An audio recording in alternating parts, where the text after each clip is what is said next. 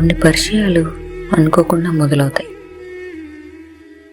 కానీ అవి మన జీవితంలో ఎంతటి మార్పుని తీసుకొస్తాయో మనకి పరిచయమైన వెంటనే తెలీదు. నువ్వు పరిచయం అయినప్పుడు కూడా నాకు తెలియలేదు నువ్వు ఎంతటి మార్పుని తీసుకొస్తావా అని.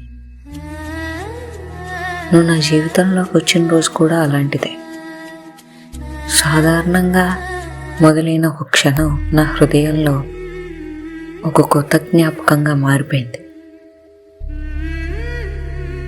నిజమే కదా, మనకి బాగా కావాల్సిన వాళ్ళు మన జీవితంలోకి ఎప్పుడైతే వస్తారో వాళ్ళకి సంబంధించిన ప్రతిదీ మనకు ఒక కొత్త జ్ఞాపకంగా మారిపోతుంది.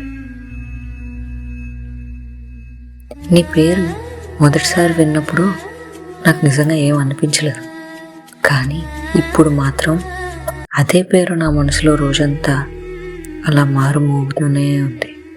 ఒక మధురమైన సంగీతంలా అనిపిస్తుంది.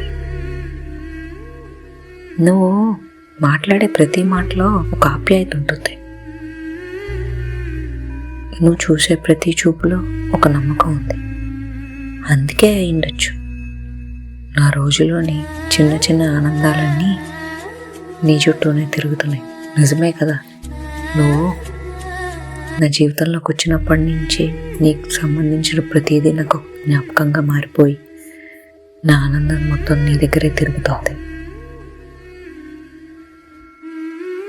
కొన్నిసార్లు నీతో గడిపిన కొన్ని నిమిషాలు నాకు కొన్ని గంటల సేపు నేను గుర్తు చేసుకుని ఆనందపడతాను. మరికొన్నిసార్లు నువ్వు దూరంగా ఉన్న కొన్ని క్షణాలు రోజులంత పొడవుగా అనిపిస్తాయి, అంత భారంగా అనిపిస్తుంది. నీ నవ్వు చూస్తే ఎన్ని బాధలున్నా కాసేపు మర్చిపోతాను. నీ సంతోషం చూస్తే అది నాదేనేమో అన్నంతగా ఆనందపడతాను. మనం ప్రేమించిన వాళ్ళ ఆనందాన్ని చూస్తే మనకు కూడా ఆనందం వచ్చేస్తుంది కదూ. ప్రేమ అనేది ఎప్పుడూ పెద్ద పెద్ద మాటల్లో ఉండదు. కొన్నిసార్లు అది ఒక చిన్న శ్రద్ధలో ఉంటుంది, ఒక మౌనమైన ఎదురుచూపులో ఉంటుంది. దగ్గర వాళ్ళ కోసం ఎదురుచూపు కూడా ఒక ప్రేమే.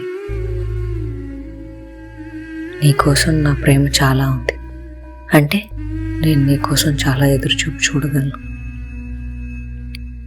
ఎవరికీ తెలియకుండా ఒకరి కోసం మనసు కొట్టుకునే ఆ భావనలో ఉంటుంది. నువ్వు నా జీవితంలోకి వచ్చిన తర్వాత నేనేం మారలేదు, కానీ నా ప్రపంచం మాత్రం మారిపోయింది. అందులో రంగులు పెరిగాయి, ఆశలు పెరిగాయి, భవిష్యత్తు మీద నమ్మకం పెరిగింది. నువ్వు నా జీవితంలోకి వచ్చిన తర్వాత నాలో ఏం మార్పులు చెందకపోయినా నా ప్రపంచంలో ఉన్న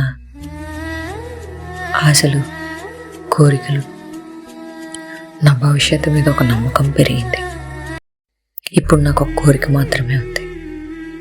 కాలం ఎన్ని మార్పులు తీసుకొచ్చినా, పరిస్థితులు ఎన్ని పరీక్షలు పెట్టినా ఈ బంధం ఇలాగే అందంగా ఉండాలి. ఎందుకంటే నువ్వు నా కథలో ఒక పాత్ర మాత్రమే కాదు, నా ప్రతి పేజీకి అర్థం ఇచ్చే భావం. నేను రాసే ప్రతి కవితలో, నేను రాసే ప్రతి కథలో నీ పాత్ర కాదు, నువ్వే ఆ కథకి మూలం అవుతావేమో.